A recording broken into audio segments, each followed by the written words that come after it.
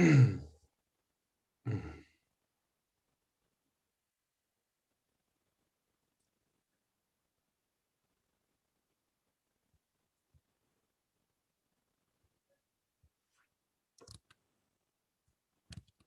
welcome to today's webinar. Before I present it, which I'm going to do in a few minutes' time, I'd just like to ask you to say hello in the chat, and I'll start to present this in a couple of minutes' time.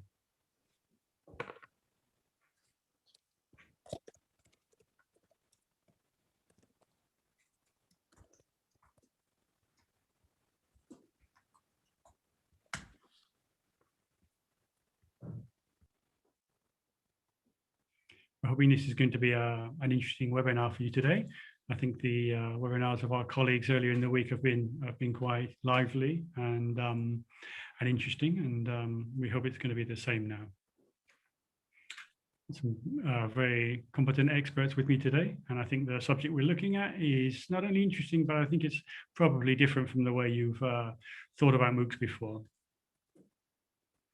As I say, I'm just going to wait a couple more minutes before actually kicking things off.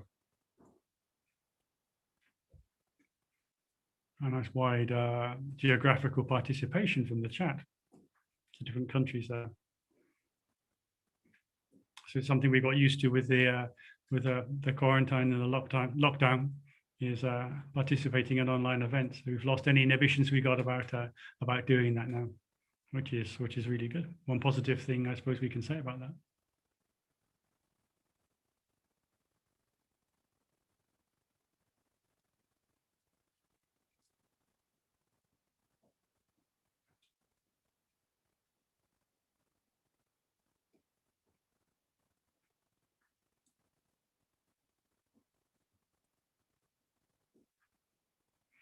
Okay, I think now's as good a time as any to start today's webinar. So once again, thank you very much for attending.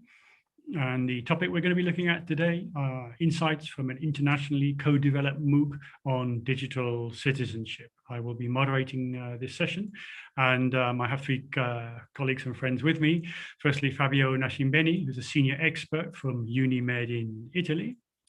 Cristina Stefanelli, who's a project manager also from Unimed. And finally, Beatrice Sedano, who's a research associate at UNED, my institution as well. Okay, so what I'm going to try and do now is share my screen with you, which I'll do like that. And then I can swap over to our presentation. So you should be able to see our presentation. Okay, insights from an internationally co-developed MOOC on digital citizenship. As I mentioned at the beginning, an awful lot, possibly too much, has been said and written on MOOCs and what they actually mean for online education, access to open educational resources, and a whole range of related subjects. The reason that today we decided to focus on this particular topic was actually motivated from an Erasmus Plus project that we're actually running at the moment, the NEXUS project, which is running from 2019 to 2022. And in this project, we're actually trying to enable typically migrants and younger people to improve their digital citizenship, become more active, and that's typically more online these days than in a face-to-face context. And we're trying to do this by reaching them firstly with a MOOC as part of their training, although if the pandemic actually allows us, we hope to have some face-to-face training later on. We're also reviewing the role of service learning in the community and how to really engage with this social collective, and then looking at the digital tools that can be used for this particular activity. So if we looked at the agenda again, I'm doing the first point at the moment. I'm introducing the session for you, trying to motivate the webinar, because essentially what happened is as we were working together as an international team on the MOOC for this particular project, it's when it became evident that we really had some things to say about this whole developmental process. And then my colleague Fabio will actually take more of a critical view of how MOOCs are typically developed and contrast between the different aspects there. Bea will take over and actually focus on how we did it in this particular project.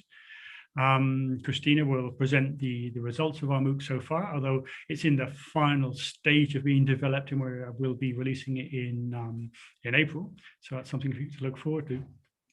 And then I'll contextualize this process because I used to be in charge of the Open UNED MOOC platform and project. So when we kicked this off in 2012, I've got a different perspective than how we've done it, and maybe can make some interesting comparatives there. And then at the end, we'll have a collaborative activity. We set up a Padlet for you to share your insights and opinions on this particular topic with us. So just to let you know that when I'm moving these slides, I won't actually be able to see the chat. So I won't actually be able to answer any comments you make in the chat. And I would please like to ask you to put any questions you have in the Q&A tool and not in the chat, because since the chat is just a sequential list of text, then it'll get to the stage where it's just not possible to see the earlier questions, and it would be a shame to miss any. Okay, so without any more ado, I'm going to hand over to my colleague, Fabio. Thank you. Thank you very much, Tim, and great to be here in this webinar, actually tackling a very much discussed issue that is MOOCs, as you were saying, Tim, probably even too much discussed in the last years, but I think it's during the Open Education Week is something we should at least look at to see if new things are emerging, and actually we hope to present you with something new. So let's start from just a brief summary of the typical critical points of MOOCs. As you all know, MOOCs have been depicted as the Great Revolution, the avalanche, the thing that would change education as we know it. This was back in 2012-13, and then they were criticized for a number of reasons. And then, of course, in the last year, they had another boost due to the pandemic and the social distancing. But actually here we collected a few of the critical points of MOOCs, looking at literature and at the different debates around this. So a typical critique to MOOCs is the very high rate of dropouts. At the beginning, we're speaking about only 6% of people who are starting a MOOC are finishing this MOOC, but still, of course, these are still very big numbers because, as we know, a number of MOOCs are reaching thousands and thousands of people. And also connected to the second point, the low percentage of active participants. Many people register in a MOOC, maybe look at something, participate a bit, don't finish the MOOC, but actually this is what happens on the web. And since we are for most of this in the area of informal learning and of curiosity boosted learning as well, we think this is also something quite natural for this sort of courses. Again, another fierce critic is the fact that MOOCs are not typically built on OER, on openly licensed resources, but still, they are still usable for free. So it is better than nothing. And there is now, these very days, a big debate on a very non-open education mailing list about the importance and the reason why we are working on open educational resources. I mean, the reason for this is to reach as many people as possible. MOOCs actually are doing the job somehow, if you look at real figure. And then, of course, MOOCs are often presented as the thing that can democratize education, can reach everybody on the planet with the best courses. But actually, if you look at the data, it seems that the typical, not the only one, but the typical participant in MOOCs is well-educated, is a person who knows what to learn, how to learn, and actually is a Caucasian and with a good income, and typically from the north, of course. We have different ecosystems of MOOCs in China, in Brazil, in India, these massive numbers. So this is a bit a generalization, but it is true that MOOCs have been criticized a lot for this, let's say, missed promise, at least. And then as well, most of MOOCs are designed and developed in English by Western institutions, by Western professors, typically US, with a Silicon Valley communication style. And so many people talk about the colonialist aspect of MOOC, which is in some cases definitely an aspect, but in not in all of them. You have a lot of new MOOC platforms, again, from the south of the world, which are actually doing very well. So this is also a critique which is, let's say, debatable. And then another interesting critique is that MOOCs are not pedagogical innovative. It is like if, especially when we talk about the so-called XMOOCs, so the MOOCs which typical Coursera MOOCs or Future Learn MOOCs, where you don't really have a lot of collaboration, but you tend to replicate the transmissive logic and the transmissive method of teaching.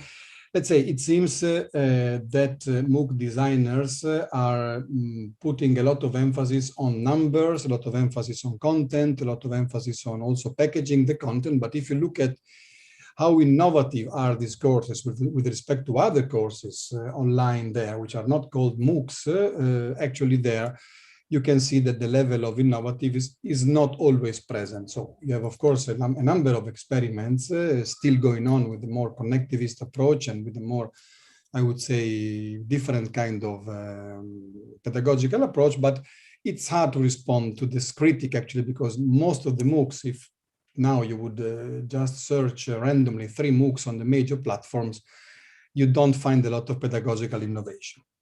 And in the next slide, we see actually connected to this point, the key actually, we believe, is how you design a MOOC. Of course, quality of content is one thing, the knowledge of the instructors is another important thing, the pedagogical approach is another very important thing. But actually, when you start designing a MOOC, when typically either from the top in a university comes an invitation to a professor to design a MOOC, or when a professor decides, or a team of professors decide to transform a course into a MOOC, or to create a MOOC from scratch, they can do it in different ways. Now, on the left side, you can see a picture I took from a paper on MOOC designs. I won't mention the paper because I find this to be a bit too, I would say, engineering style. I mean, it's really a process with different steps. And then in this paper, you also have key performance indicators, like if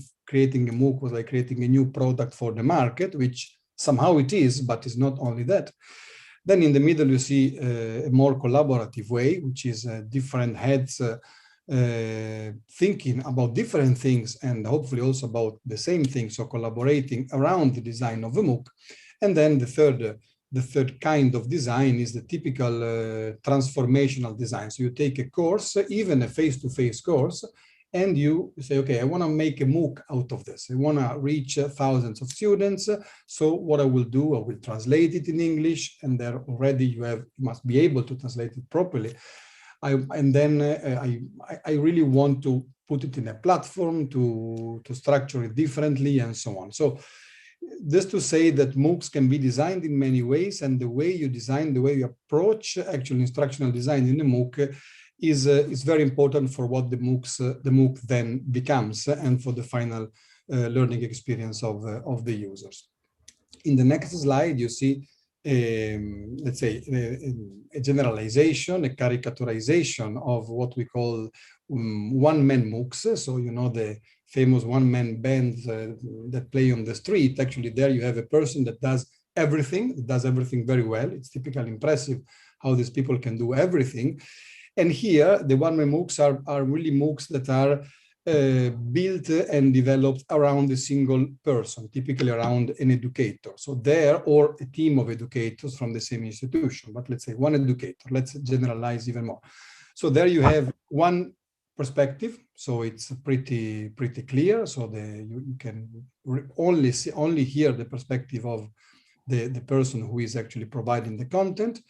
You have one teaching style. So typically from the beginning to the end of the MOOC, you have the same style. So you have the same tone, the same kind of activities, and the same kind of assessment, for example.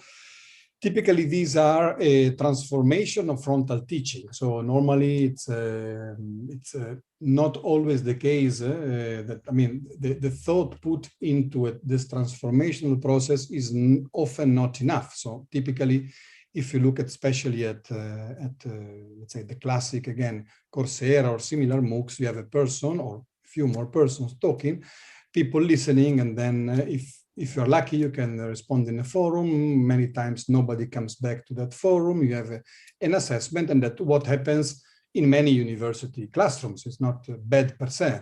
The content is good. Again, I don't want to criticize this per se, but just in terms of international collaboration and innovation potential, the idea is that with MOOCs, you could do more, especially in a moment where you have such a big participation on the digital world by so many people. And of course, they depend on the leading professor, not only for the style and the content, but also for the quality of the overall experience, for the updating of the MOOC. So it's typically the MOOC manager in a university. If they want to update the MOOC, they have to go back to this professor. And if this professor is very busy or has moved to another university, then the MOOC is a bit orphan. So it's difficult then for somebody else to come in and teach and update that MOOC.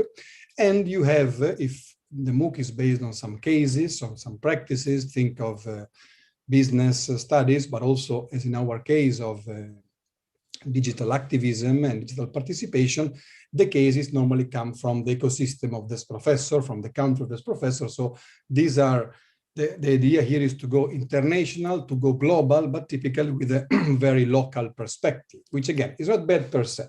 But when this perspective is, as typically happens, from the UK or from the US or from the North, of course, one of the first critics that we saw at the very beginning is appearing even more. Then in the next slide, I just want to say that this is not always the case.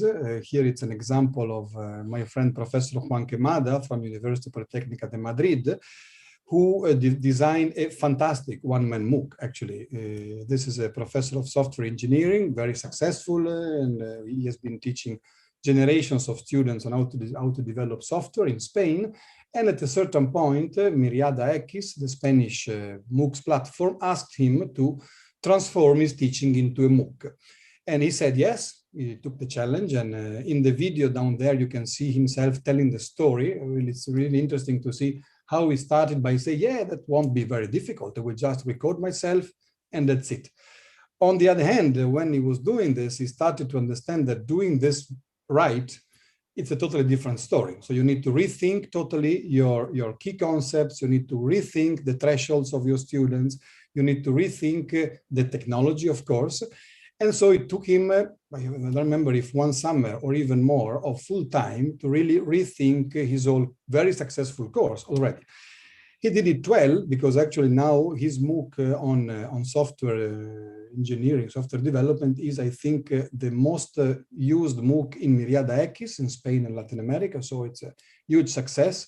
And is also one of the most visited and used MOOCs globally. So it's, and there is not the content itself. You have plenty of MOOCs on software development, but this is really, I suggest if you want to have a look at this MOOC, is really nicely thought, nugget by nugget, concept by concept, every concept builds on the other. So you can really see how this person, how this educator has gone through a self-reflection and a self-change management process in terms of teaching.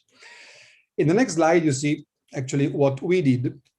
And so differently from the one-man band, we tried to orchestrate the MOOC. So there you see an orchestra. We were not as organized as that orchestra. So we were much more, I would say, in a brainstorming mood for many sessions. But orchestrated MOOCs are typically MOOCs that come where you have different people from different backgrounds, from different countries often, and from different language and different ways of looking at things, working together to develop a course. Now, in this case, you have many perspectives, which is good on one side. You can perceive it. You can provide students with more than one perspective, but it's also more difficult because you need to find often one idea for a number of subjects.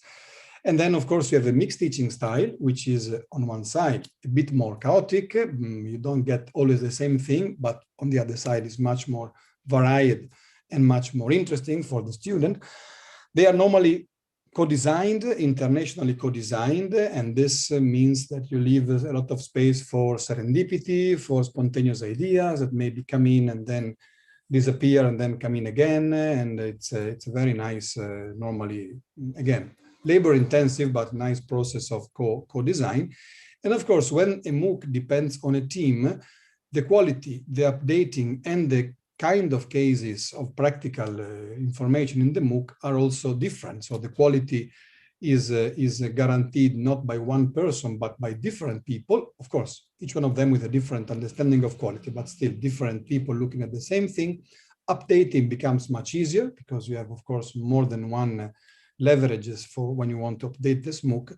And of course, cases come from different contexts, which is normally more interesting. So I just wanted to present you these two, I would say, stereotypical ideas. A few MOOCs are totally orchestrated because also in our cases, we had a leader in the MOOC and we had, of course, quite a linear process we needed to have.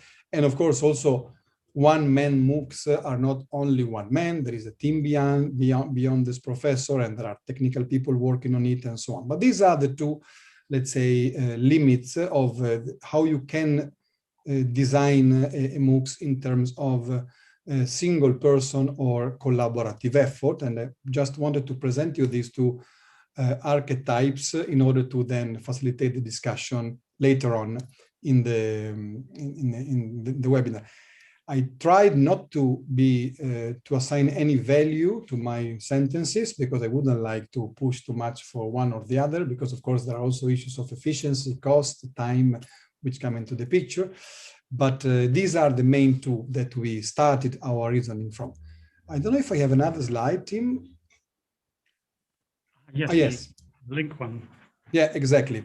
So here I just want to show you for a moment the Padlet that we intend to use later on. So basically the exercise that we would like to do with you is to reflect together, going beyond the easy answer that, of course, orchestrated is good and one-man MOOC is bad. This is never the case. You have some wonderful one-man MOOCs, as I was telling you before. Of course, you have many issues coming into the picture, but I would like you to propose this to us, to then also to help us going on in this reflection, and maybe to transform also this initial reflection into research paper. Why not? We could look also at other MOOCs, other orchestrated MOOCs, to see how it is going. I think this was all as an intro from my side. I don't know. Thank you very much for thanks. A wonderful contextualization of the issue at hand. Just before handing over to Bea, you can see there's a short link at the bottom of the slide here. So I'm going to keep talking for a couple of minutes. You can type that in if you want to, and we'd very much like to later on when we move on to the interactive debate on the Padlet page, you'll have access to participate on it. I think one thing that's worth adding is it's interesting that I think Fabio's comments are applicable to all courses, not necessarily just MOOCs. I mean, the standard joke in the MOOC community is that MOOC itself is the only acronym that you don't actually have to obey any of the letters that make up the acronym itself. I mean, it can be massive or not, it can be open or not, etc. And I think this is actually an interesting point, because when I talk to people about MOOCs, and quite often somebody will come up and say, oh, I'd really like to do a MOOC, but the thing is I don't have access to an institutional platform for my course. And, it seems to be quite expensive to contact one of these giants to do the course on there. And I think something that needs to be taken into account is you don't really need these days to have a platform. A platform is more about branding and about certification than actually about course dynamics, structure and content. So that's the good news. I mean, if you're watching this webinar and you've always really wanted to get into doing MOOCs, well, you can. There are different tools and ways of actually doing that. And that's why I think that Fabio's comments are still applicable to a very wide range of courses. So thank you very much for that, Fabio. I hope you've all had time to catch the Padlet address. See you there later. I'm going to hand over to Beatriz now. Thank you, Tim. I also add the link of the Padlet to the chat, okay? So we will come back to this later, right, Fabio? To the Padlet exercise, and we will explain. I'm gonna try now to summarize how we did our MOOC, the process of collaborative MOOC. So in this figure, you can see the steps that our team followed to create the MOOC. First, a need analysis of potential students and research of existing offer. Second, you can see the step of instructional curriculum design of the course, then the elaboration of materials based on the collaborative work, and final, the test of piloting of the courses in the platform before the launching. So actually we are in this phase of final revision, okay? So I will explain a bit every step with some interesting facts that we took in account in the process of designing. Tim, can you go the next slide, please? Yes, here, I mean, I think you're gonna see the infographics maybe a bit small, but I'm gonna just to summarize some interesting results. So as I said, the first step of the process was conducted a need analysis in order to know, on one hand, what was already done. So we look for other MOOCs or on open educational resources on the topic of civic education, and we analyze them to identify gaps and to create a different MOOC from the existing offer, focused, as we explain later, my colleague Christina will explain, focus more on the digital aspect and the participatory tools. And on the other hand, we launched a questionnaire among students from diverse backgrounds from the partners universities in Spain, Italy, Sweden, and we got more than 2,050 responses, and we summarize the results in these infographics, but I just will comment a few things that were interesting for our curriculum design. For example, on the top left, in terms of participation, around 60% of students, of respondents thought that they don't have the means to make their voice heard in the internet, digitally speaking. And that's for, on the other side, you can see that there is a need for a change. 97% said that they want their opinions to be heard, and like 60% would like to improve their level of social engagement. Also, what's interesting in the middle down, the topics of interest, what are the interests of students, potential students for the MOOC, and they pointed out topics as social justice, migration, feminism, that were useful to choose our case studies.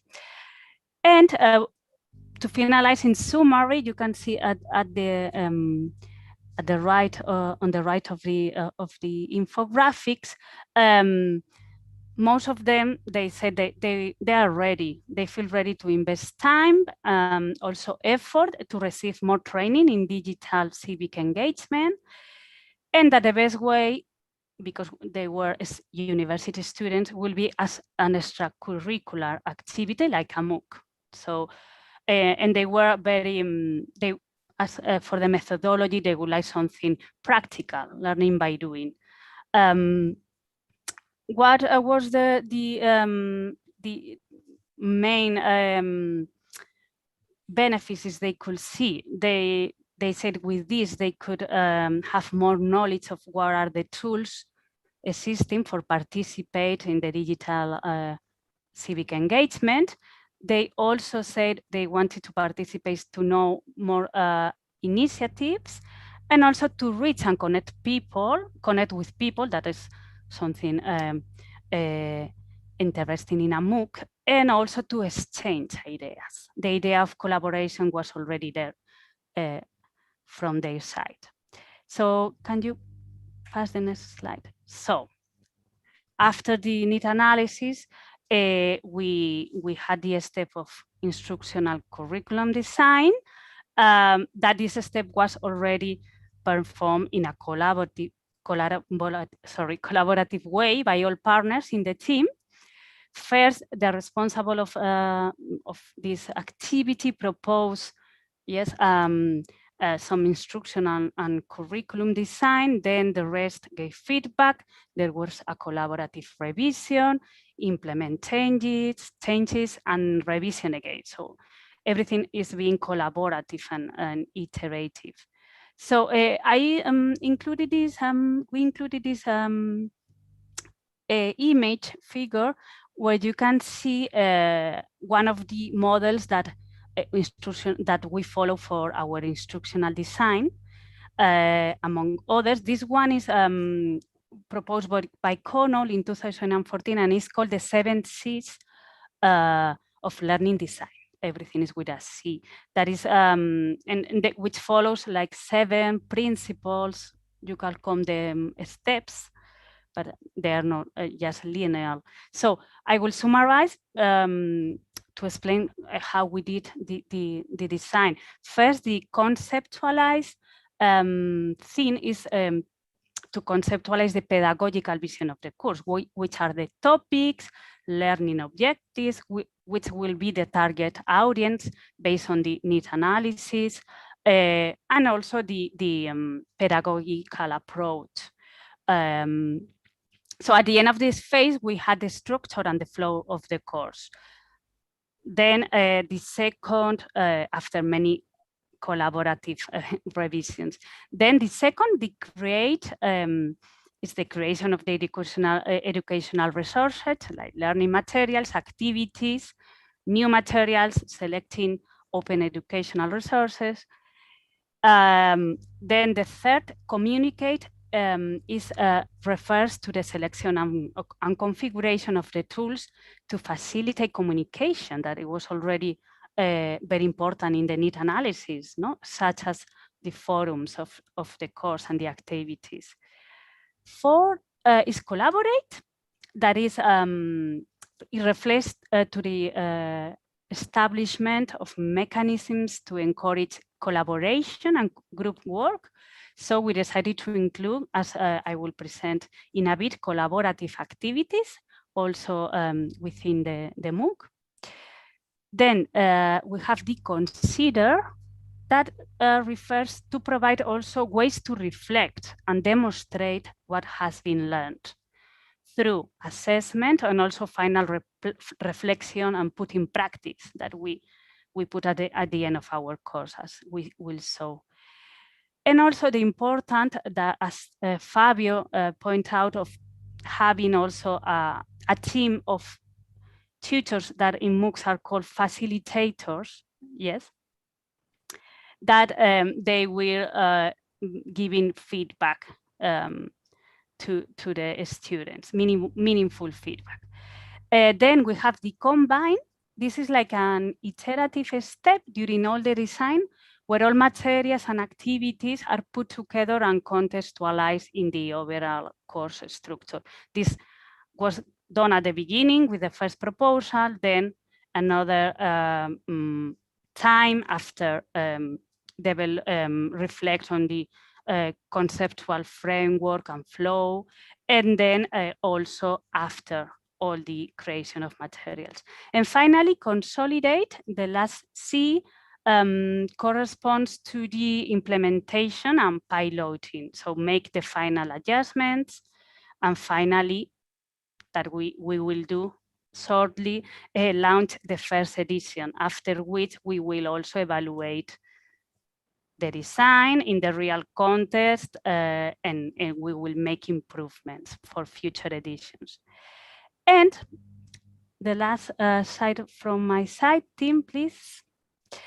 The collaborative work. I mean, in this slide, you can see the type of materials and activity that were elaborated in a collaborative way between partners. So the process was the same as the curriculum design. There was one partner responsible for the elaboration, in this case, one of the modules of the course. Then all partners gave feedback, then made improvements on that, new revision, implementation, to finally piloting of content and technical aspects of every module, and final improvement. So it's an iterative, it has been an iterative process. And what we have in our MOOC is videos, of course. We have like introductory videos that were also collaborative made because the scripts were made collaboratively and recording by one partner with technical support from another partner.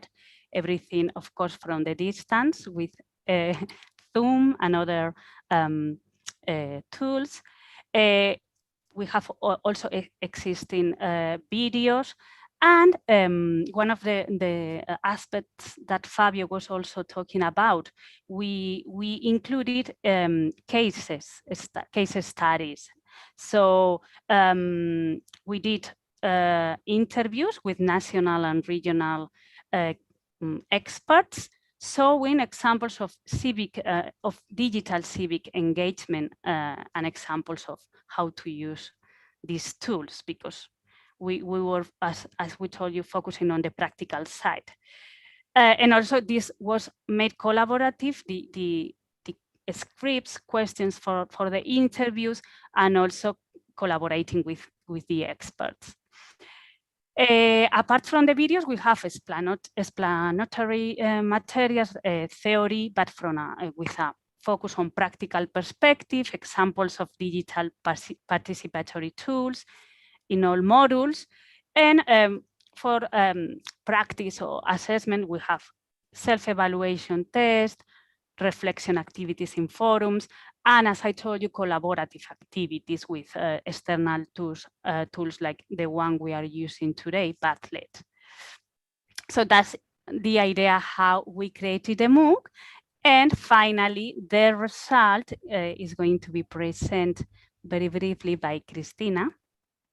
Thank you very much, Bea. Quickly before passing over to Christina, just a couple of points here as somebody who has participated in this process.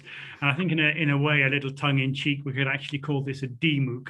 I mean, you've heard about X MOOCs and C MOOCs and L MOOCs and S MOOCs, etc. But I think we could definitely call this a D MOOC, D being democratic, because I don't think I've ever participated in a development process that was so thoroughly considered in this democratic fashion. I think it's been quite interesting. So let me leave you, the public, with the participants side, with a question to reflect on as we carry on, and then maybe we can come back to it later on. I mean, do you think that you can tell that we've been through this process, or do you think you should be able to tell? That might be the better question, by actually looking at the MOOC.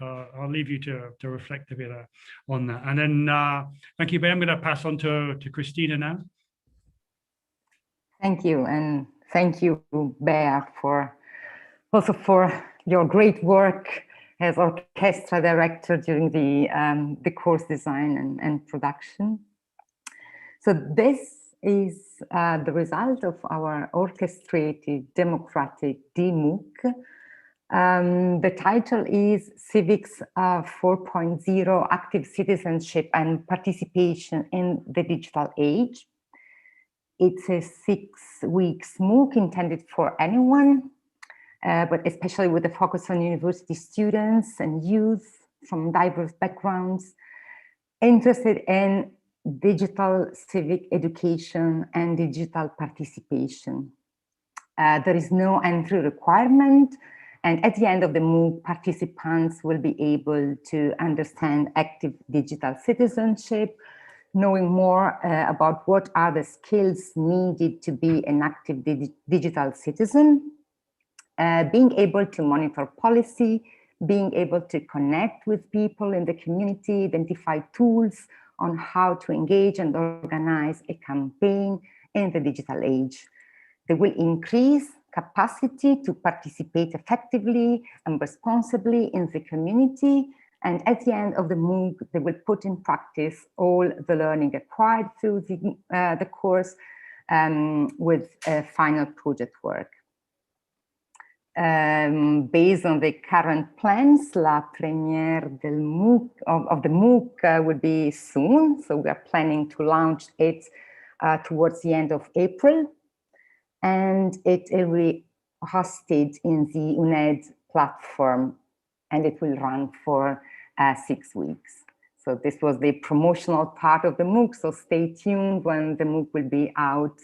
There will be announcements through our websites and social media.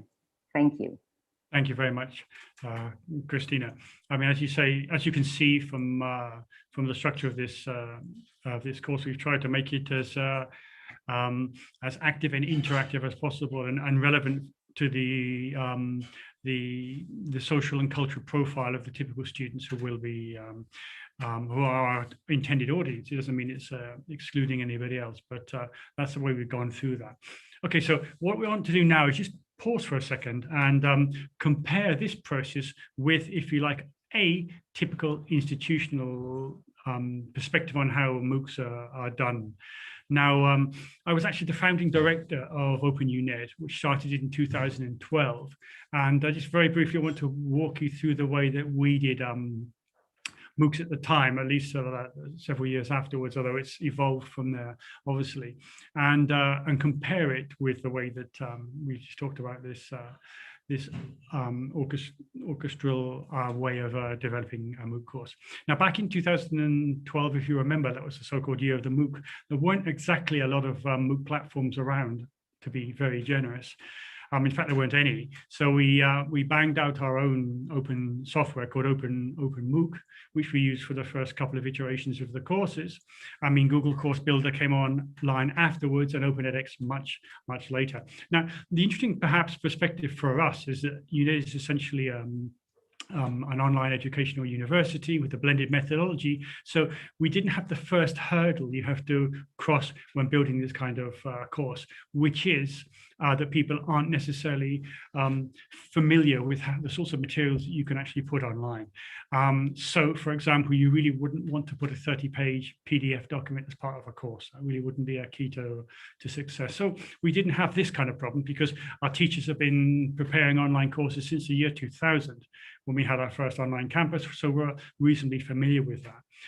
But that doesn't necessarily mean that it was all sunshine and light and laughter and happiness, because what we also decided is that since our main VLE, like most universities that have an LMS or a VLE, a platform that they carry their official teaching and learning on, it has a very rigid structure, not because of any technological, educational, or methodological reasons, but for typically political reasons, because you want to keep things carefully under control with a structure that has to be approved, that reflect as far as possible the study plans that have gone through official bodies, etc., etc. So things are always done in a particular way. What does that mean? What it really means is if the only tool you have is a hammer, then you treat everything as nails. Boom, boom, boom, boom. The courses are all pretty similar. So, for example, if a student's doing a course, I don't know, a degree in economics and wants to do a free module for mathematics, then they should find the environment to be exactly the same in the structure of the materials and the support and quality. Now, what we wanted to do when we kicked off the MOOC platform was basically let people play around and do different things. So we had a different platform, and we provided some degree of support. I mean, obviously we didn't have the funding to give huge amounts of support, but we basically said to the teachers, hey, play and see what kind of MOOCs you can come up with. And we gave the support that was actually we could actually give at the time. Now, the interesting thing is that had some advantages, but also some disadvantages, because even though they had different platforms, they still came along with the same expectations for support, quality, and structure.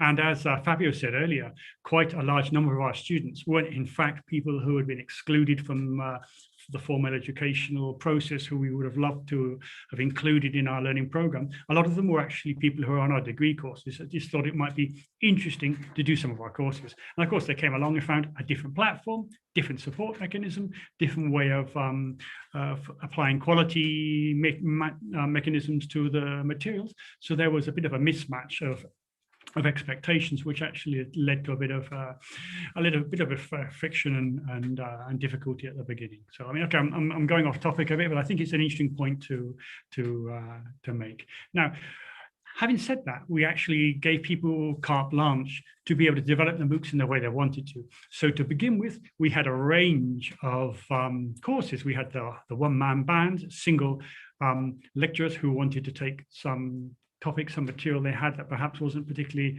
being used in their official teaching and move it online. And then we had other people that wanted to form small groups of teachers and also prepare their courses in that way. To be blisteringly honest, I have to admit, to begin with, since this was a platform we developed ourselves, the technological possibilities with the platform weren't that great to begin with. So a lot of the courses ended up looking pretty similar for that reason. But then as the platform got developed and we gradually moved over to Open edX, which is a reasonably good platform, then it gives a lot more choice and possibilities for the flexible development of courses. So, I mean, basically we came across these different approaches and groups of people who wanted to undertake the courses, and they'd come along and say, okay, I'd like to do this MOOC on this particular topic. And we'd say, okay, that sounds good. Have you thought about the kind of structure you've used? Are you bringing materials from other areas? So, I mean, typically a MOOC will last us, I think I said earlier, like the structure we have at the moment is about 6 weeks, and that's typical for a MOOC. Where, I mean, 6 weeks in the sense of having 4 core weeks of working with a 1 warm up and a 1 cool down week at the end of the course. So you really want to think about how to structure that kind of time to make it reasonable for the amount of effort that people can actually give to study in that during that particular process. So if sometimes somebody would come along and they've got perhaps material from a big course they'd run previously and they wanted to adapt it online, then they would also have to bear that in mind, because otherwise it would just be overload for the students. And we had examples of that, because at the end of the day, we could encourage, we could persuade, we could cajole, but we didn't really have the right or the institutional muscle to be able to say to them, thou shalt not do a course in this particular way. So you had a bit of everything to begin with, and that was obviously quite an interesting learning experience for them, for us, and also for the teachers. Another difference, which I think Bay has also mentioned as well, is the role of the people in the particular courses. I mean, in the sense that on official courses, the teachers, the people who prepare the materials in the courses, are also the ones who are most active in the forums, the chat, and the synchronous and asynchronous communication with the students. They're encouraging them in the activities, they're supporting them, answering any particular questions, and leading particular activities. Now, the big difference with a lot of the MOOCs is that the teachers, they set up the course and they might be around particularly, you know, in some moments of a particular course, but they're not there all the time. That's not their key role in the course. That's when you need to think about facilitators. You've got people who are trying to keep motivation going through the particular modules and trying to keep the students actually engaged with what's actually going on. So this was something we had to try and communicate to our teaching staff. We had to sort of say to them, okay, well, who's facilitating this course for you? Are you going to do it? Are you going to get some of perhaps some of the tutors to do this for you? Call up other colleagues you have in other institutions, but it's something that needs to be looked at from the beginning, because what you can see by studying the studies that have been done on MOOCs is that you've got a lot of effort at the very beginning, and then that typically dies away as the course goes on. So it's something that you need to keep into account. Okay, so I mean, we've had examples of both types, and I think our particular experience wouldn't necessarily be the same as other institutions, because I mean, some typical face-to-face universities have started very, very successful, very high quality MOOC platforms, and perhaps that's required a little bit of adapting on the part of their teaching staff. And once again, they sometimes combine materials they have in different ways in a particular course. And sometimes you might have one individual teacher, and other times you might have groups of teachers. Other particular recipes for preparing courses that I've come across during this period is people who, for example, were working on something Fabio said before, open educational resources, which has been a huge field of endeavor for the democratization of education and social inclusion, etc. And then you'll find people who might have prepared open educational resources, and they want to give life to these resources in a way. They want to give the the flip side of the coin, the open educational practices, and want to turn these OERs into MOOCs. And sometimes it can actually be the authors of the materials who want to do that, and sometimes it can actually be people from who are interested in these materials, but haven't necessarily been involved in their preparation. And once again, it can be a one-person attempt, or it can be a more orchestrated actually approach. And I think finally, something which I think is very important to say, which I think also the other presenters have said beforehand, is that even a one-man band as such is a bit of, perhaps a little bit of a misnomer, because behind that person you've got the methodological support staff, which are helping with the materials and the activities. You've got the technical support stuff, and you've got the people actually running the platforms. So there's quite actually a lot of work actually going on to do this. And the only thing I would like to, I think, defend about this whole different ways of actually preparing these courses is that to try and encourage the freedom and the educational experimentation, because sometimes we get locked into the same ways of doing things and teaching things, and that is a bit of a shame. And that by doing courses like MOOC and different approaches to actually preparing them, then we can explore the conceptual space of possibilities with our students and with our colleagues, and come up with different kinds of courses that are actually quite interesting and beneficial for the people. And I'd encourage you to go and have a look at our course catalog. And the interesting thing is that even though it doesn't have this official rigid structure of course preparation, then the majority of the courses are actually the same. Quite why this is the case, I don't know if it's an educational phenomenon, psychological, or just a social cultural phenomena that living and working together, we end up doing things in a similar way. But okay, that's what I particularly wanted to add there. So what I'm going to do now is to Tim, sorry. Tim, Yeah, no, just to say that we have a few questions, and especially one, I think, a difficult one for you. We have some easy questions that we can take care of, and a difficult one for you. Can we start with the difficult one? By all means, I've stopped sharing screen.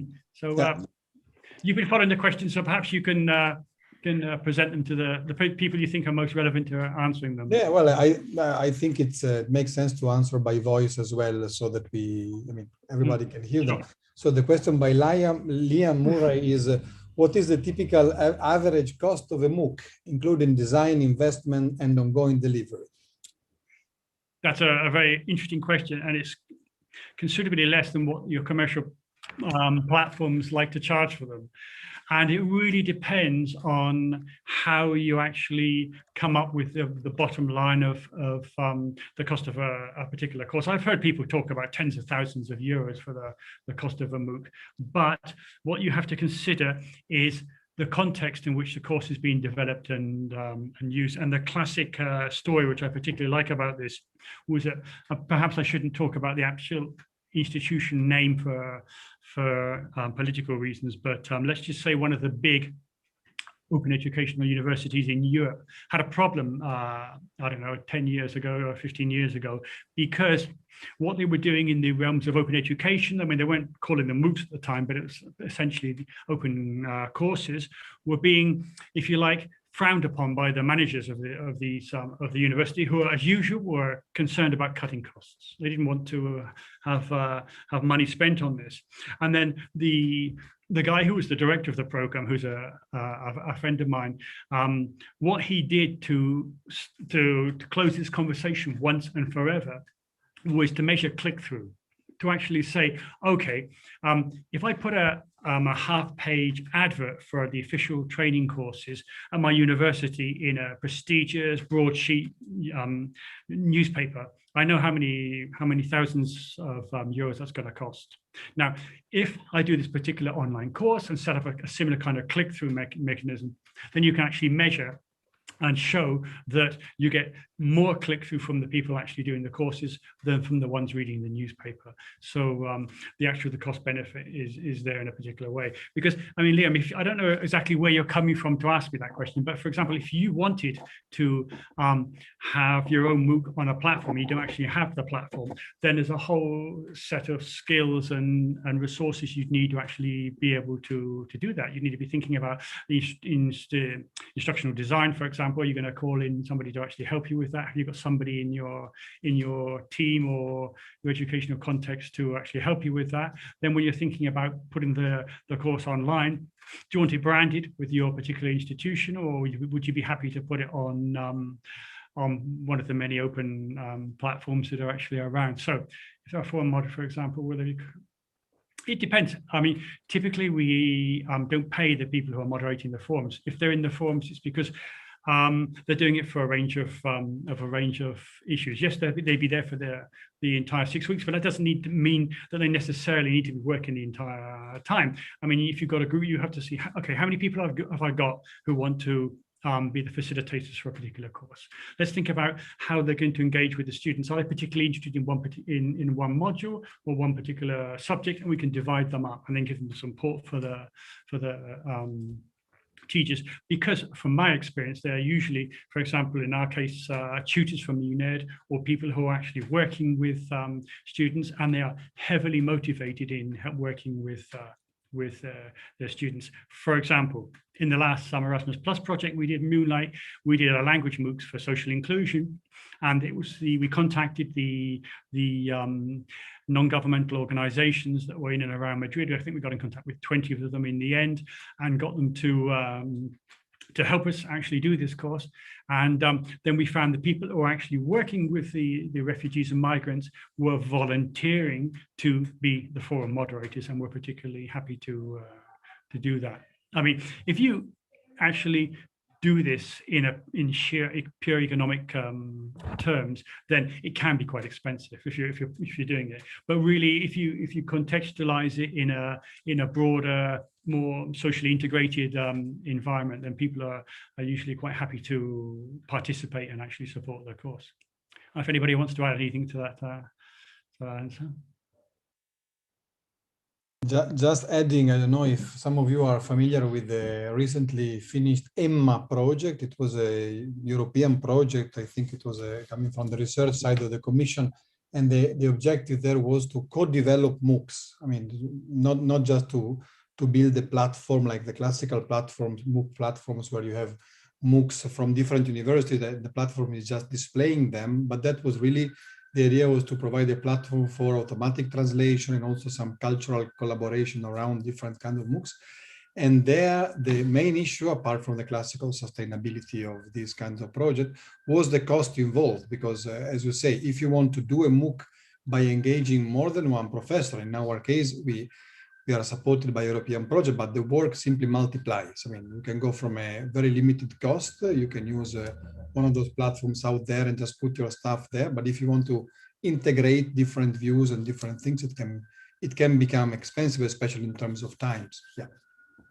I quite agree. And also, I think I should feel quite fortunate in the sense that our institution actually provides us with a platform for us to use and a support mechanism and technical staff at well, zero cost. But I mean, obviously, there's no such thing as free. So that cost is being absorbed as part of the overall budget for online teaching and dissemination and different kinds of activities. I'm just beginning to on some of the comments in the chat, because this is before I couldn't actually see them. And it was interesting what I saw about Mariana Litonja about a specific MOOC for female entrepreneurs with such a high success rate. I think experience also shows that with courses that are specifically focused and prepared for a direct collective, then you can have a better success rate. But it also depends not just on the things we've spoken before, but doing it in such a way that it's actually it meets the expectations of the students who are doing this course. Now, one particular example I can think of for this point, which is not really to do with MOOCs, although it's for an online course, and I think it's directly relevant, is that a colleague was trying to prepare some online training for women in Palestine, and what they had in common, these ladies, was that they'd suffered an awful lot of bad treatment typically by males, etc., in that particular region, for the reasons you can probably imagine, and they were feeling very alienated. And it was really quite interesting because the typical dynamic is you could have a study session and you might have a group of maybe 15 ladies connected with their webcams on, although they'd be wearing the traditional clothes, but they still be active and participating. But the second that one male connected to that particular environment, who'd be a member of the teaching team, they'd all switch the cameras off immediately, and the participation would actually go down enormously. So sometimes when you're thinking about preparing a particular kind of course, it's important to make sure that the people who are appearing on the courses are from the same social group, and sometimes you can talk about educational proxies there to actually enable that connection to take place. But I mean, if we take your question out of context, Liam, for example, let's imagine, for the sake of argument, you're not in an institution that would actually support you. I think these days there are plenty of online tools. I don't particularly want to mention one tech provider over another, but if you actually search around, there's plenty of ways of doing MOOCs without a MOOC platform, or doing a course without any platform at all, and that actually provides us with a very rich and varied way of integrating our activity with people's desires to learn. Okay. Fabio, were there other questions, maybe for other members of the panel?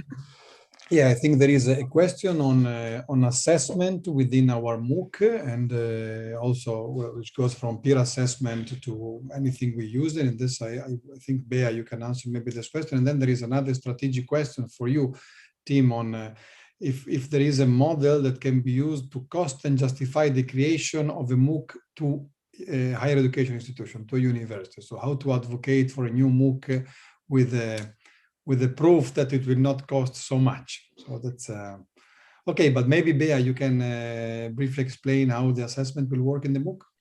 Yes, apart from the self-evaluation and with a test, and also checking that they are the videos and readings are being visualized.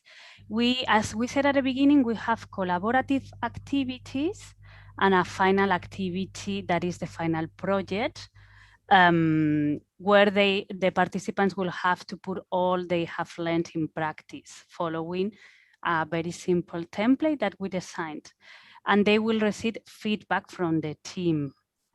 It's true that this particular collaborative activity, they can do individually or collaborative between them, but these activities are presented like optional or voluntary, because you can't force everyone to do all the activities in the MOOC. But yes, we were trying not to offer only the typical self-evaluation test, but other kind of activities where they can also reflect, and those who are more motivating or have more time can do it, and we will provide feedback to those. Yeah, and anything else, Fabio? No, just a comment on this, which is also connected to the cost. I think Liam was also commenting on the cost of moderators and facilitators during the MOOC. Of course, we took that into account, and also there, the idea is to use the project partners and people from the project partners to help, so that we can have a multinational and multilingual group. But of course, that's an important cost, especially when we have big number. We have no clue about how many people will participate in the first edition of the MOOC. So there, actually, and in that case, you still don't know you don't know the cost until you launch a MOOC, because if you want to do it with some interactivity, you need to include the cost or the time of some facilitators and people. And so in that case, it's a moving target, I would say, the final cost of a single course. Yeah, I agree. Assessment has always been a big issue in MOOCs, because typically it's very hard for if you got a ratio of maybe 1 or 2 teachers to, I don't know, 5,000, 10,000 students, which you can have or more, then obviously it's very difficult to do any meaningful assessment, because if you put some kind of closed test on a course, then you can show that the students have been following the material and they've understood what's actually being shown to them, but it's not really demonstrating that they can apply the knowledge they're actually learning. The good news is I think we've moved on from these sorts of problems, and I've got colleagues like Maria Dolores Castillo, if you search for her online, who has done a lot of work in this area and shown that you can actually develop, if you like, rubrics, sets of instructions to enable students to correct each other's work, and that way you can actually set up peer evaluation in a particular course, which obviously it's not the same as having expert evaluation, but it's pretty good and can actually enable us to actually provide some degree of assessment to actually going on. Should we play the game with Padlet? Because yeah, why not? I think it's good to play. Yeah, okay. So as I said, I'm not going to share the screen, but we'll talk while it's going. Oh, do we have any? Oh, we have some likes. We can start thinking about that now, perhaps. I'm sure anyone's been able to connect to it. Okay, so the way this is structured, if you're across on the page, is that we have the, maybe I should just share the screen briefly. Hang on a second, let me go back here. And then, I'll do it, Tim. Don't worry, I'll do it. So thanks, Dan, and then I can, makes life easier. Thank you. That way you can see, even if you're not on the page. Okay, so what we've done here is, what Bear's done, is actually set the different types of MOOCs up with the pros and cons, the things that you might think are easier with one kind of MOOC than the other. So for example, I mean, it occurs to me that, for example, a one-man MOOC, what's easy is this the coordination, because basically you can decide just with yourself what you're actually going to do on a particular course, whereas with the orchestrated version, you have to actually you know, sell your ideas to your colleagues and discuss with them and you know, go through the points you want to do in a more democratic fashion. So that's, I feel like, one of advantage of the one-man MOOC. Okay, so I can see Fabio's adding to the page is needed here. Okay, the cons, if you like, in a way, is things that you at a time that you're having to spend on your own to do the course. Maybe I should actually add something here as well to this page. So and I mean, we don't want experts' opinions, so feel free to put there what you think. I mean, things. I mean, it's not necessarily true that you need more time to develop a collaborative MOOC, but we just would like to get your views. So just if you just double click, the post-it will appear and you can just put it wherever you want. Just to see if this distinction we made makes sense, or it's maybe too artificial, or if we have some different opinions. And also, if you've any particular experience of doing either one of these MOOCs, then you can give us some feedback on this as well. That would be interesting to know. Because sometimes you can find MOOCs at one particular stage start off, if you like, by being a one-man affair, and then as they start to get developed, then they attract the attention of people who may be initially thinking of participating as facilitators, and then as the development process goes on, they get more and more involved and end up being a member of the teaching team. Or perhaps that can happen over subsequent editions of MOOCs.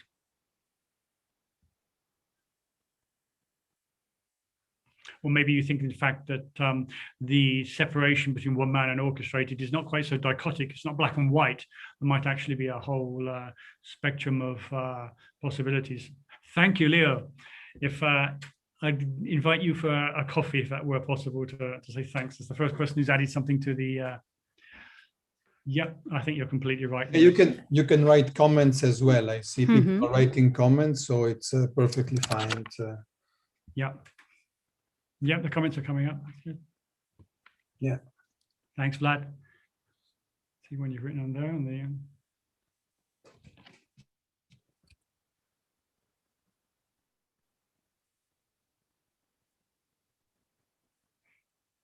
Actually, the secret narrative of this webinar is to see if this approach to MOOCs can reply to some of the critics.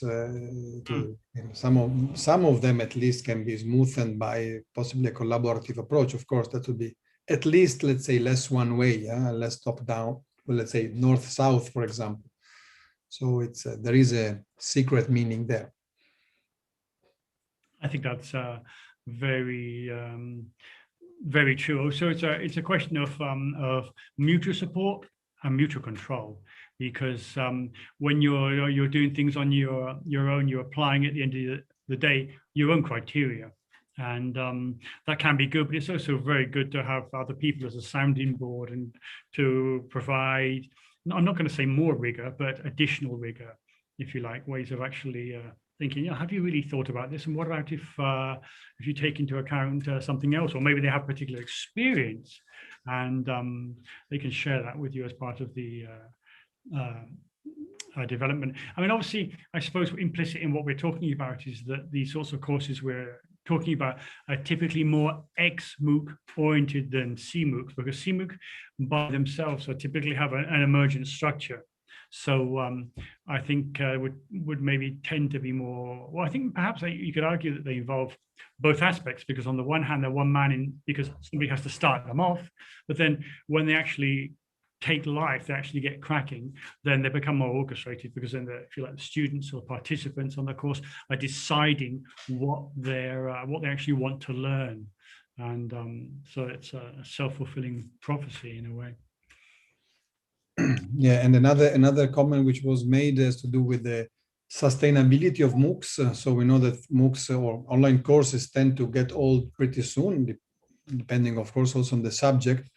But in the case of a decentralized MOOC with different heads on it, and maybe even with different languages, I guess that if you take part on it, then you will be thinking of translating it also for your language. So in that case, one MOOC can become more different MOOCs that can take different shapes, also in the different different universities that are using it. So it's I think that was a good point. I don't know if it was Vlad to make it, but I think it's very good.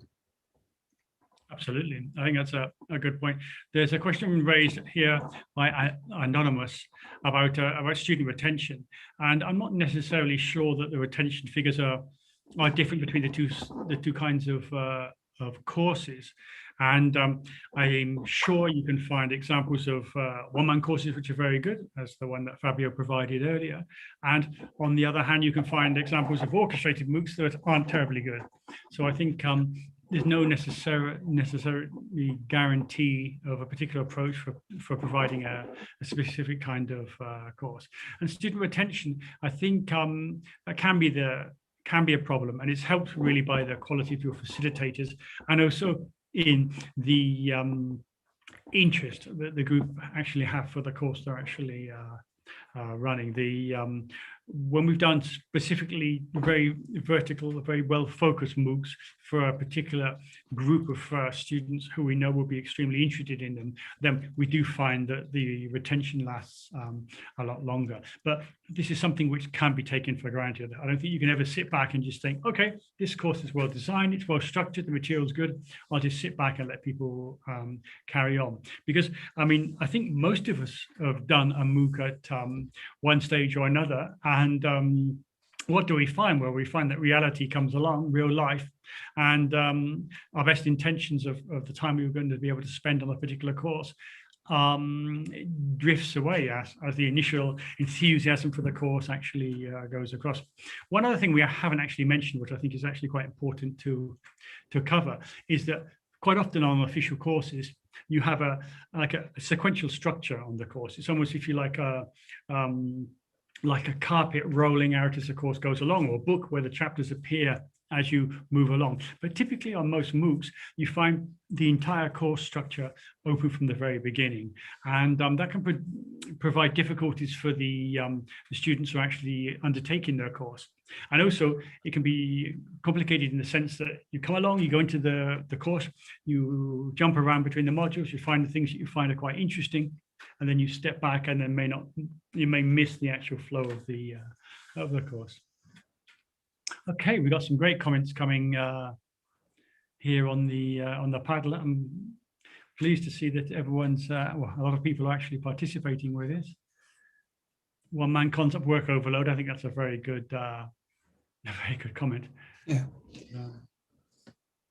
Well, one thing I forgot to mention, I don't know, Bea, if you also agree, is the learning dynamics within the team developing the MOOCs. I mean, we shouldn't forget that there should be some professional development also for the educators or for the ones working on the MOOC.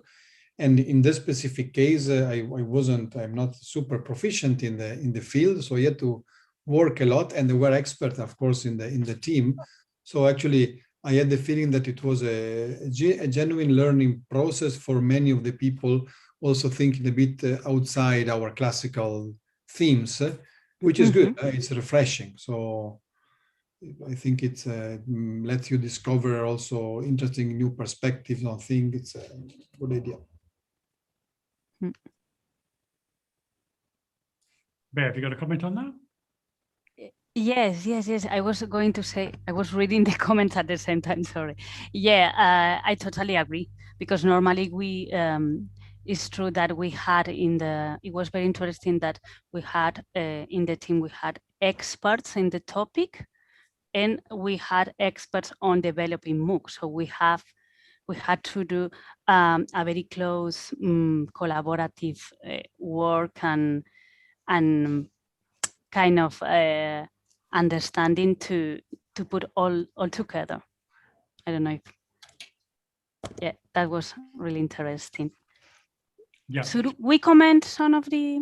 Yeah, please do. Let's see, because there are, I like the one of, I agree, actually, I like collaborative MOOCs, but I agree with the one of somebody anonymous put in the one-man MOOCs, the coherence, yeah, because actually it's not that a collaborative work is not coherent or consistent, but you have to put a lot of effort to make it coherent, more than if you are doing alone. But as you said also at the beginning, Fabio, I mean, to put other perspectives and ways to see the things and ways to present materials and pedagogical approach is also important. So that should be taken into account, that maybe one-man MOOC has more only one approach, so it's richer. But the coherence is, yes, it's a good point. What else? Do you want to comment anything, Fabio, Cristina? Yeah, maybe just to comment on what Leo was saying, that what we call now DMOOCs or orchestrated MOOCs are close to the CMOOCs, so the original connectivist or more collaborative MOOCs, mainly because there is more space for co-development and reflection also with the learners.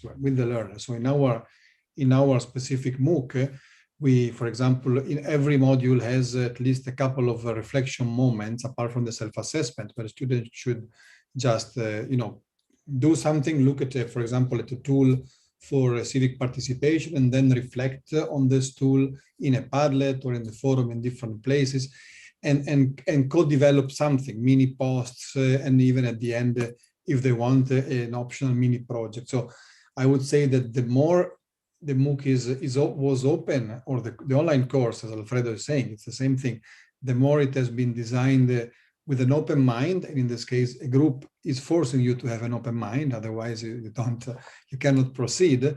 The more then you can take this open approach into account, so co-creation and this sort of thing. So I think it's a good parallel, Leo, between orchestrated and CMOOCs. I think it's in that direction at least. Absolutely, I quite agree. It's an interesting comment by Anonymous one of the cons for a one-man MOOCs is the difficulty to answer students' questions. I think it also comes back to the point I was making earlier about the role of facilitators in the course, because it's not typically the teachers who actually answer the questions, it's the facilitators. So, for example, I can remember one-man MOOCs, for example, who were smart enough to have a group of half a dozen facilitators who actually stepped up to the plate quite nicely and provided that level of answering. The other thing, which I think is an important factor when doing a course, is the homogeneity of the student population, because for example, if you're doing an official course on something at a university, for example, it's a first-year degree course, then the chances are the majority of the people who are doing that course are in a certain age range and have a certain amount of knowledge, which is typically less than the people who are running the course about that subject. Now, since MOOCs are actually open, you quite often find that some of the people who participate in the MOOC are, in fact, people who know an awful lot about it, and they're participating because they like it and they find it very interesting and they want to support the initiative. In which case, what you actually find is that you actually get students answering each other's questions, and this is actually a wonderfully positive when it happens. Although you have to be careful, obviously, you have to be careful and keep an eye on the sorts of answers that are being provided. So you can get some very nice dynamics set up in these courses. Well, this is looking really good, this Padlet. It's really come alive. We got a lot of really good comments coming on here. Christina, you've been quiet for a while. Would you like to pick any of these comments on the Padlet and give us your opinion on it? Yeah, well, I just wanted to add about the positive aspects of the collaboration, that also the working methods has been an interesting aspect of the collaborative production of the MOOC. In addition to all the intercultural things that have been mentioned already, also learning from the other people involved in the production in terms of working methods and which tool they use for producing contents, for planning activities. I think this has been also a positive aspect of the orchestrated MOOC. Yep, absolutely. I think that's a very good comment to make. Okay, I think this has been and has proven to be an interesting activity. I think people are providing a lot of comments on these courses. So, okay, let's perhaps in the few minutes that we have left, let's go around the table and let me ask you the question that if you now had to do a new MOOC at your own institution, not necessarily related to a specific project or anything to do with the topics that we've been talking about in Nexus, which of the two approaches would you undertake and why? Okay, so I'm gonna go around and ask each of you. Fabio, can you start please with this? Well, I can start. I would say egoistically, I would go for the collaborative one because, again, I have to say I learned a lot and I enjoyed it. So in many cases, when it happened to me to have to write content for a course or to design a course, actually on my themes, on the themes of my research, you feel that, I mean, your own motivation sometimes is a bit stagnant because you have the more of the same syndrome. Whilst if you explore something in a group, of course, new ideas and normally come up, and it's so in terms of enjoyment and self-learning, I have to say I would definitely go for the collaborative one. But then you have also an efficiency issue, and in terms of efficiency, now we had the luxury of being in a European collaboration project where collaboration is part of the game, and we had time, of course, to do this, and that is how it should be. Now I'm thinking of a professor that has to put online a course, for example, 6 months ago, or even more when the pandemic started. So that does not have the luxury of taking a few months to do this. So in terms of efficiency, probably some sort of a mixed way, maybe with not a one man, but I would say a quartet. Thinking in musical terms, a quartet at the very beginning, and then an orchestra joining in a second moment would be maybe better. So you have the efficiency in the first part, but actually, if I think of our process, I think most of the time was really in the initial part of the design. It was really brainstorming, what do we mean by this? And then when we had clear the number of issues, the whole process was very much streamlined, actually. And as Christina was saying, I think it was like working in presence in the same office. So that was very, very good. But I think to make more efficient the first part, maybe I will start with a trio or a quartet and then move to a full-fledged opera orchestra. Metaphors, I think, are great. Yeah. Yeah. I totally agree. I mean, if I had to do it again, maybe now I will say, no, please, let's do one MOOC or one institution MOOC. But then I will realize that because this is the second experience with collaborative MOOCs, as you know, Tim, before with Moonlight, and the best results are always when you collaborative with, people that are expertise or with the or are involved with stakeholders like the case studies, experts, or our partners from KIC or ICAS that are real experts on the topic. So I think I will do the same way. I will do it collaboratively. Okay, thank you. Christina. Well, yes, I would do collaboratively because we have had a lot of fun, but also, and referring back to the question in the chat before about how we could advocate in higher education institutions for those institutions to prioritize the production of MOOCs. Those collaborative MOOCs could be seen also as a way to put in practice many of the memorandum of understanding for international cooperation that we have. So those type of collaborative activities can be a way to collaborate with other institutions to internationalize the curriculum, but in a real case scenario, so really working together. And at the end, also within the institution, with people from different faculty, I think at the end, it's a way to set up efficient working groups and teams. And there may be also an added value for the institutions and for the higher education collaborations. Absolutely. I agree with all of you. I think really the added value comes from the diversity of the people participating in the orchestra, if you like. I mean, if we were all violinists or we all played the drum, for example, then I don't think the collaboration would work quite so well. I mean, it's the fact we're all bringing something different to the table. I also think that each part of the approach doesn't necessarily exclude the other, because there are some times when you want to be working individually or perhaps in a small key core team, and other times when you want to widen up for participation. Because I mean, in our particular case now, we're really the clock is running down. We're coming towards the end of this development period, and it's just very, very creative and wonderful. Like we had a project meeting today, for example, and we start talking about it, and lots of things come up. And the thing is, we have to move towards closure on this particular issue. So therefore, I think it's good to have a small set of people. Maybe in our case, it's going to be just us four, and we're going to be the pragmatists, and we're going to be taking the decisions, the executive decisions that have to be taken. But the nice thing about the whole MOOC life cycle is, since it's iterative, you have the first, second versions of the course, then it's not the end of the world if you decide not to do something for a first edition, or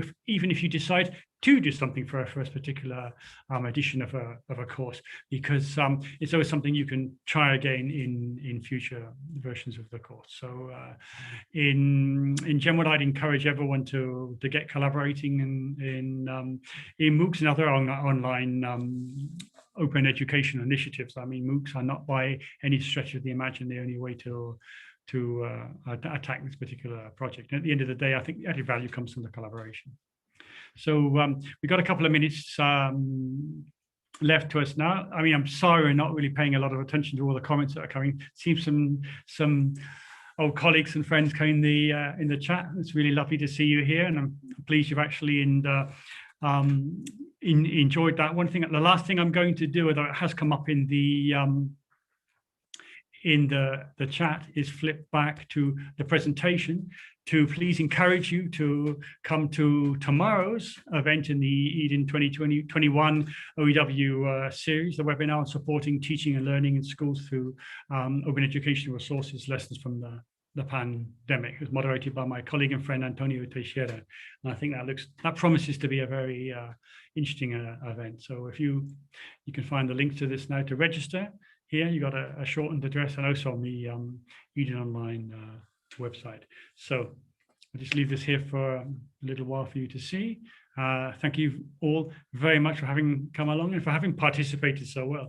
I mean, whenever you set up a Padlet, you can never really tell how it's going to work out, and I think we're very grateful. So I'd like to say thank you to everyone who's participated in this. Thank you to my panelists. Thank you to the wonderful technical support we've had from Eden, from Diana, and for everyone who's actually come along today. I look forward to meeting you face to face in the future. Thank you very much, and bye.